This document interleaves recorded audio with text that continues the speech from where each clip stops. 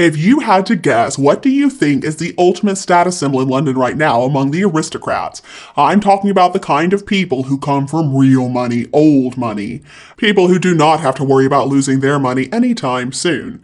Do you think it would be access to It Girl, the Marchioness of Bath Private Instagram? Or maybe a set of beautiful straight pearly whites?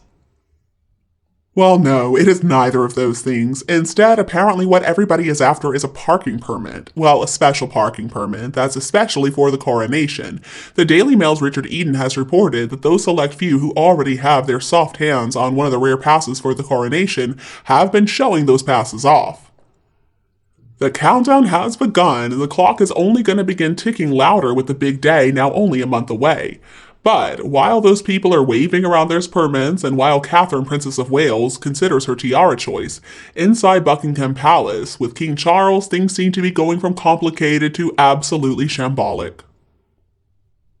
Over the weekend, The Telegraph reported the news that the US President Joe Biden is probably not going to be making the trip to come. According to a source close to discussions, the reason for Joe Biden ticking the can't make it box on the Evite is supposedly because he thinks he is too old to travel.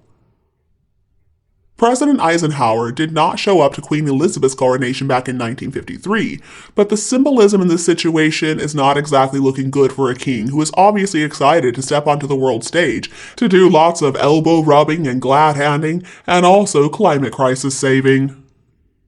As of today, the news that we're hearing out of London suggests that the coronation spreadsheet that Charles, Camilla, their courtiers, and all those dogs are probably working from is filled with question marks, because apparently His Majesty just cannot make up his mind about some major decisions. And that's not all. There are some other very interesting gaps in the coronation planning as well. For example, on May 7th, there's going to be a concert held at Windsor Castle, but at this point, it looks like the night is going to be headlined by a Pussycat Dolls cover band, and maybe even the clown that Catherine likes to hire for her kids' birthday parties. And that's because, thus far, people like Adele and Harry Styles, the Spice Girls, Ed Sheeran, Elton John, Kylie Minogue, Robbie Williams, they have all said no, that they don't want to perform. It's a lot of no's for one king to handle, and we're wondering, might this have something to do with how fraught and how politicized associating with the royal family has become thanks to those whiners in Montecito? And so, of course, now we find ourselves talking about Harry and Meghan once again, and the big question of whether or not Harry's even going to show up for his father's coronation.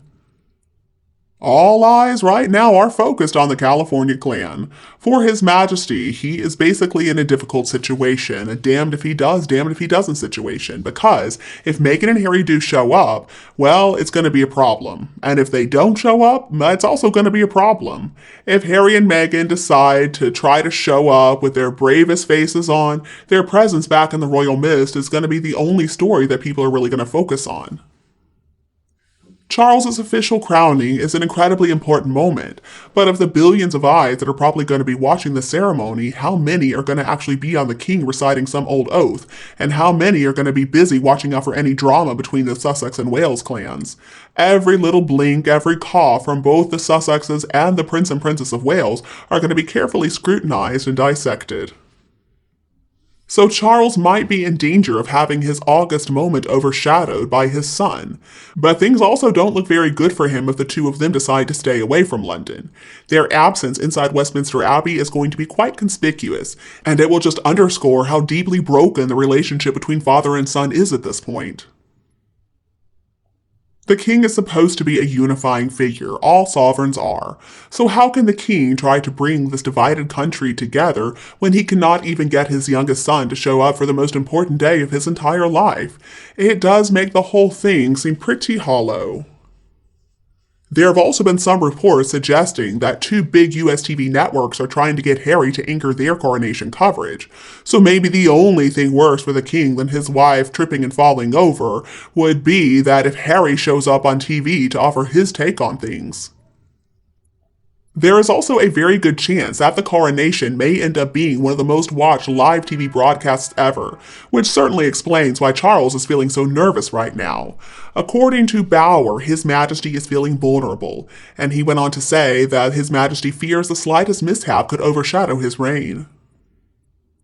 To try and prevent a primetime disaster, last month a scale replica of the inside of Westminster Abbey was built in the Buckingham Palace ballroom, meaning that the king and queen can certainly practice not falling down while they're all done up in ornate and cumbersome robes. And Charles and Camilla are not the only people who are going to be put through their paces in the ballroom to prepare. William and Catherine, the Prince and Princess of Wales, Princess Anne, and Prince Edward are all expected to go through grueling practice sessions joined by bishops and choir boys, according to The Sun's Matt Wilkinson. But if it sounds like the king might be facing a pretty tense situation inside the abbey, then outside things could be a lot worse. What I'm talking about is that in recent months, the anti-monarchy group Republic has really stepped up its activism, and the now familiar yellow-shirted members have had signs that read "Not My King," and they've been showing up at almost all of the king's events. In March, when Charles went into the Abbey for the Commonwealth Day service, it was with the obvious presence of a group of Republic members, and they were chanting very loudly outside. Currently, the group is running a campaign to try to get people to sign up to attend protests all around the country, and definitely in the capital too on Coronation Day. So far, the number of protesters is not very impressive, but these kinds of visible outings never happened during the late Queen's reign, and they are the most high-profile and the loudest show of Republican sentiment in modern history. And not only that, but apparently some people among the British elite are pretty upset too. Having slashed the guest list from the 8,000 members of the great and good that were invited to his mother's coronation, Charles is only going to be asking around 2,000 people to attend, so he's leaving out a lot of those upper crust people. In the Daily Mail, Eden revealed back in March that some of the King's and Queen's pals are furious because they didn't receive their invitations yet. An amused grandee reported to Eden they are finding the wait excruciating, and for some it's going to end in humiliation. Similarly, the Telegraph has reported that the 800 members of the House of Lords are in uproar right now. The vast majority are not expected to make the cut for the coronation. So upset friends, his nasty son and daughter-in-law who could definitely steal his thunder, some petulant peers, and also the weight of the future of the monarchy on his shoulders. What in the world is this king supposed to do? Well, maybe he needs to take a page out of his late mother's book and just soldier on. History, after all, is waiting. And you, what do you think about this issue? Please tell me your opinion below in the comment section, and we can also talk about the royal family.